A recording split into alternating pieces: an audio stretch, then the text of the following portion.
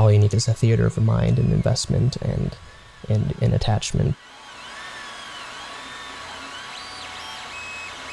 There's a moment in every session when you've printed something and you've worked on it and you've painted it and you finally reveal it, right? You bring it to the table, or in our COVID case, show it on camera. And the players go like, wow, wow.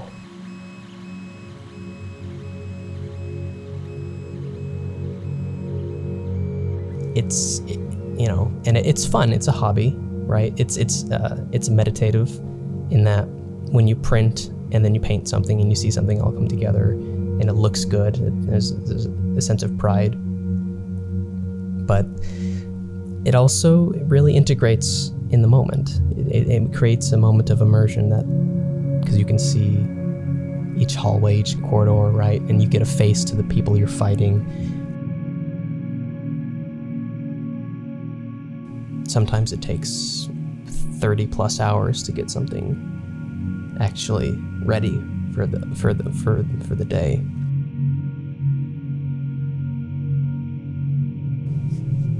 The writing process, it starts with an idea of a character or a scene or something might inspire me. I'll write it down.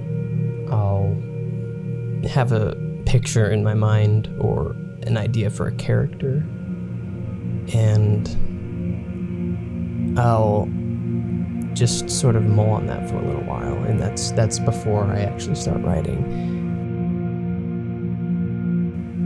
But getting closer, to the actual start, I'll start writing all of my notes, and I have them cataloged in a folder.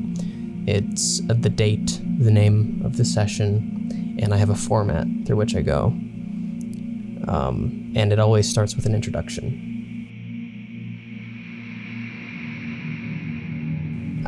A lot of DMs, what they do is they don't really write an introduction, and they just kind of recap what happens. But recently, as I've become more experienced, I've tried to put a little bit of poetry into it.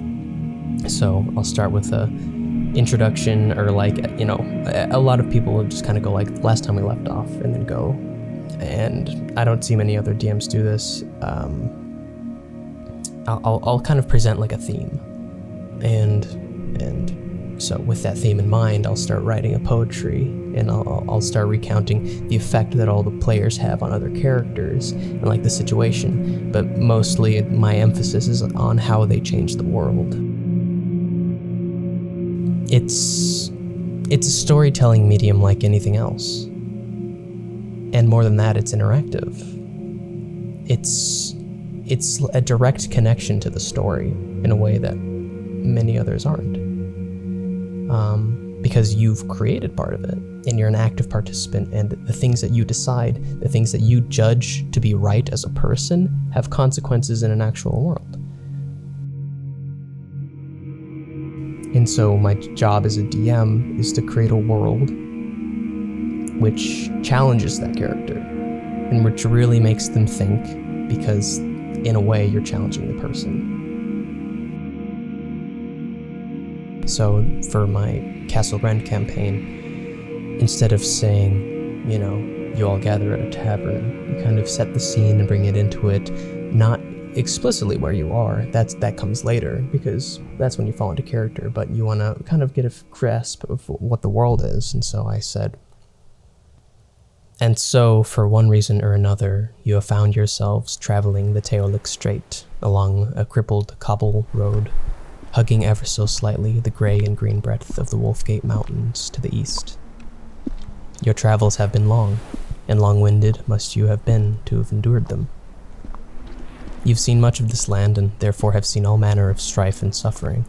You've crossed black meadows strewn with burnt husks of siege weapons, rivers whose necks have congested with pale corpses of dead knights in rusted armor, chain gangs of people far from home and far from their freedom.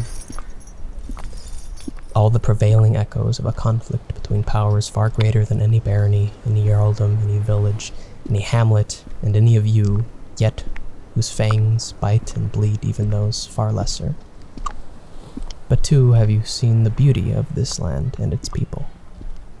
To the folk you've encountered, help is welcome and, more often than not, freely given. From fellow travelers you've passed along the road, the damnedest thing you've seen is a cold shoulder or a dissonant glance. And thus,